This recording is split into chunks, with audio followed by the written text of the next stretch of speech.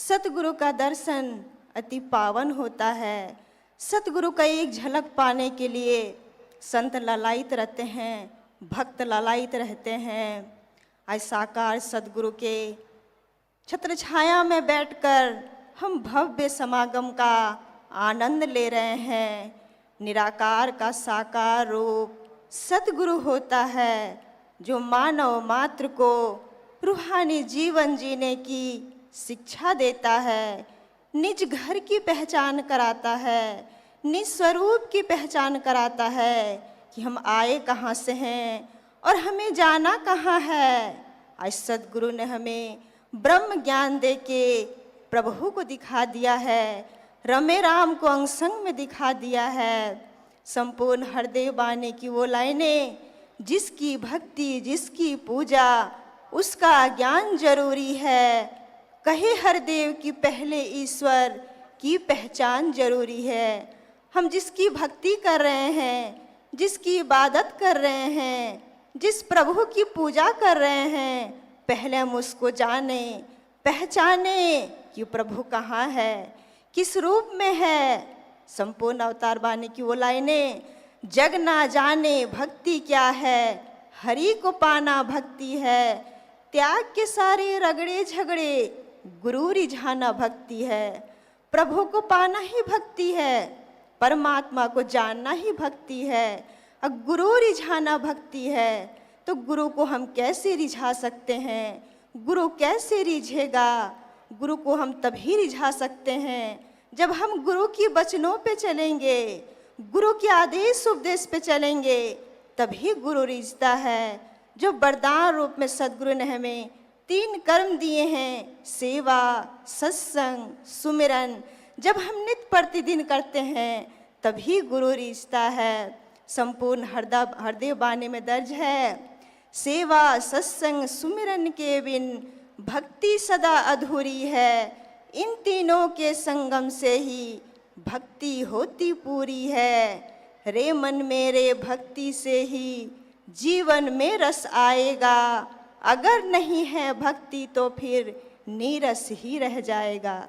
जब तक हम ये तीनों कर्म नहीं करते हैं, सेवा सत्संग सुमिरन, तब तक हमारी भक्ति पूरी नहीं होती, हमारी भक्ति अधूरी है। जिस प्रकार फूल के लिए पौधा, पौधे के लिए बीज और बीज के लिए धरती का होना परम आवश्यक है, उसी प्रकार भक्ति के लिए विश्वास, विश्वास के लिए विवेक और विवेक के लिए सत्संग का होना परम आवश्यक है। संत शिरोमणि तुलसीदास जी फरमाते हैं, बिनु सत्संग विवेक न होई, राम कृपा बिन सुलभ न सोई। हम जब तक सत्संग में नहीं आएंगे, संतों महात्माओं के वचनों को नहीं श्रवण करेंगे, तब तक हमें बुद्धि विवेक होने वाली नहीं है, प्रभु परमात्मा ईश्वर की जानकारी होने वाली नहीं है। ब्रह्म ज्ञान लेकर हमें तीनों कर्म करना है, सेवा सत्संग सुमिरन। लेकिन इंसान को भक्ति करने की बात कहो, सत्संग करने की बात कहो, तो इंसान कहता है मेरे पास तो फुर्सत ही नहीं है, इतना काम है कि सत्संग में जाने का समय ही नहीं है। इसी प्रकार एक महात्मा एक व्यक्ति से कहते हैं कि भाई साहब सत्संग में चलो, प्रभु को जान लो, परमात्मा को जान लो और जान के इसकी भक्ति करो। व्यक्ति आगे से कहता है वो दूध मीठा नहीं होगा। फिर उसमें कैसे मीठा होगा? तो व्यक्ति कहता है उस दूध में 100 ग्राम चीनी मिला दो तो दूध मीठा हो जाएगा।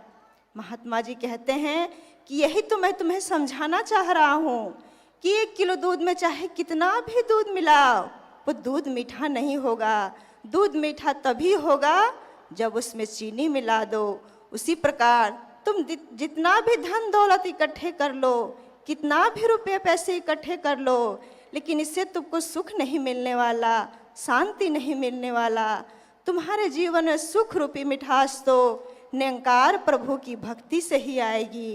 तो जान लो इस प्रभु को, इस परमात्मा को। ये धन दौलत रुपया पैसा, ये बंगला गाड़ी, ये तुम्हारे साथ जाने वाला नहीं है। मात्र तुम्हारा कर्म ही तुम्हारी भक्ति ही तुम्हारे साथ जाने वाली है।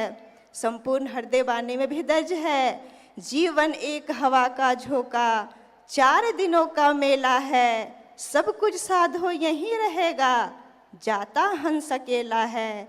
जितना भी करो तुम धन इकट्ठा, साथ न जाता ढेला है। तुम्हारे साथ कुछ भी नहीं जाएगा। तुम जितना भी धन दौलत इकट्ठे कर लो, कितना भी बैंक बैलेंस बना लो, लेकिन ये तुम्हारे साथ नहीं जाएगा। मात्र प्रभु परमात्मा ईश्वर ही तुम्हारे साथ जाने वाली है। संपूर्ण हृदय वाणी में दर्ज है, जल बिन ये सरिता है कैसी, खुशबू बिन उपवन कैसा, कहे हरदेव की इस मानव का, भक्ति बिन जीवन कैसा। जिस प्रकार कोई नदी होता है तो उस नदी में अगर पानी नहीं है तो वो नदी नदी नहीं कहलाता, बंजर भूमि कहलाता है। उसी प्रकार जिस फूल में खुशबू नहीं होता उस फूल को कोई पसंद नहीं करता है। इसी प्रकार अगर हम मनुष्य तन में आके, इस धरे धाम में आके प्रभु को हमने नहीं जाना, परमात्मा को नहीं जाना और जान के इसकी भक्ति नहीं कर रहे हैं, तो कहते हैं पशु से भी बदतर ये मनुष्य तन है। तो एक सद्गुरु ने मौका दिया है इस जीवन को संवारने का, सुहेला बनाने का। भई प्राप्त मानुष देहुरिया, गोविंद मिलन की तेरी बेरिया। ऐ इंसान, बड़े भाग से तुम्हें मनुष्य तन मिला है प्रभु को जानने के लिए, परमात्मा को जानने के लिए। जान लो इस प्रभु को, इस परमात्मा को, और जान के इसकी भक्ति करो। कहते हैं धन दौलत रुपया पैसा ये तो सभी के पास होते हैं, एक चोर और डाकू के भी पास होते हैं, लेकिन भक्ति सिर्फ संतों के ही हिस्से में आती है। भी न भूलो, यदि मैं आपको भूल गया तो दुख रहे, सुख भी दुख बन जाता है। इसलिए कृपा करना प्रभु, रहमत करना, ऐसा कभी दिन ना आए